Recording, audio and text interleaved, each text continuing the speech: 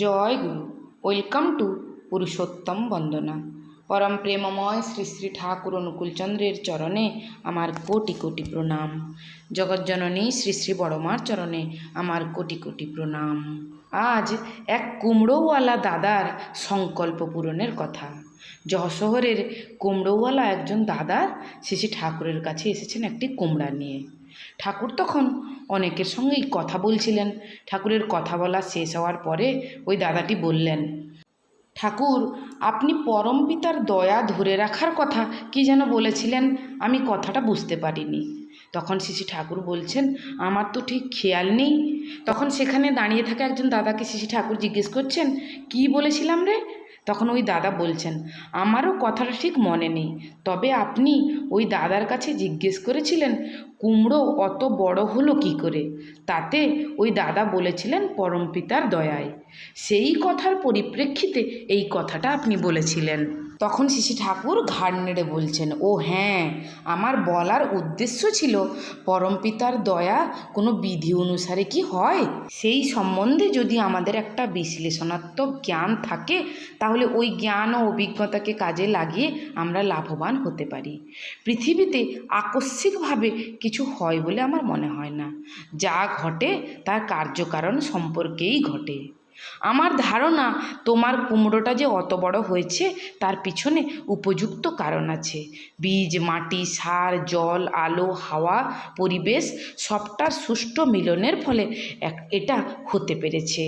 এই প্রক্রিয়া ও পদ্ধতির সবখানি যদি তোমার বোধে জাগ্রত থাকে, তাহলে ভবিষ্যতে তুমি হয়তো এরকম বড় বড় আরও অনেক কুমড়া ফলাতে পারবে এবং অন্যকেও হয়তো সেই ব্যাপারে সাহায্য করতে পারবে। শ্রী শ্রী ঠাকুর ওই দাদাকে জিজ্ঞেস করছেন, ওই গাছে কতগুলি কুমড়া হয়েছে?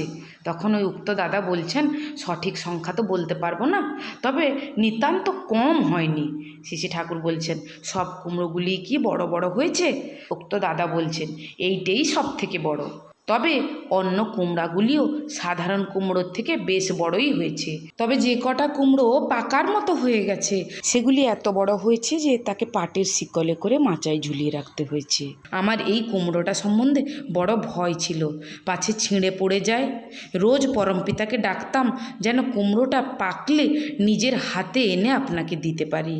ওই দাদা ঠাকুরকে বলছেন, ঠাকুর, বাড়িতে যেমন করে অসুখ বিসুখ লেগে আছে, এই কুমড়ো নিয়ে আসার সংকল্প না থাকলে আমার হয়তো আপনার কাছে আসা হতো না।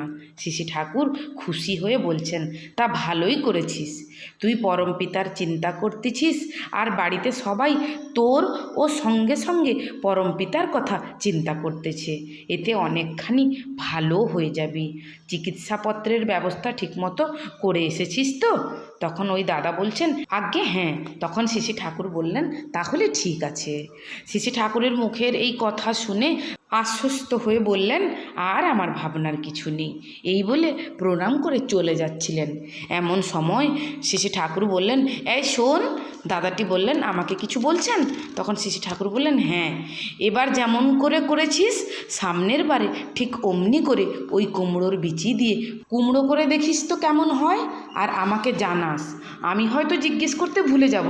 তখন ওই উক্ত দাদা বলছেন, কুমড়ো যদি লাগাই, আর যদি কি, আপনি যখন বলেছেন তখন লাগাবই, আর সবচেয়ে বড় যেটা হয় সেটা আপনার জন্যেই নিয়ে আসবো। তখন শ্রী ঠাকুর বলছেন, তাহলে তো ভালোই হয়। কাউকে নিজের হাতে কিছু অর্জন করে নিয়ে আসতে দেখলে আমার খুব ভালো লাগে। দেখুন ওই দাদা কি সুন্দর কথা বললেন, কুমড়ো যদি লাগাই, আর যদি আসছে কোত্থেকে? ঠাকুর যখন করতে বলেছেন তারপরে আর যদির কোনো প্রশ্ন থাকে না। এইভাবে আমরা যদি প্রশ্ন শূন্য হয়ে ঠাকুরের সকল কথা মেনে চলি, তাহলে কিন্তু আমাদের জীবনে উন্নতি হবে, আমাদের জীবনে দুঃখ কষ্ট কম আসবে। তাই চলুন আমরা প্রতিনিয়ত যজন যাজন ইষ্টভৃতিপরায়ণ হয়ে চলি, ঠাকুরের দেখানো সকল কথা মেনে চলি। পরমপিতার ইচ্ছাই মঙ্গল। পরম দয়ালের রাঙারাতুল চরণে আমার কোটি কোটি প্রণাম। জগজ্জননী শ্রী শ্রী পরমার চরণে আমার কোটি কোটি প্রণাম। সকল দাদা ও মায়েদের আমার জয়গুরু। বন্দে পুরুষোত্তম।